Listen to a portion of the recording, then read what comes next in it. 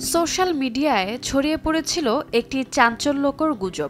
Korean অভিনেত্রী শিন error মৃত্যুর খবর। হঠাৎই বন্ধুর কান্না ভরা ফোন। কাঁদতে কাঁদতে সেই বন্ধু জানতে চাইলেন, তুমি বেঁচে আছো? আকাশ থেকে পড়লেন শিন এরা। পরে জানলেন ইউটিউবে তার মৃত্যুর গুজব ছড়িয়েছে। একের পর এক ফোন আসতে থাকে মুঠোফোনে।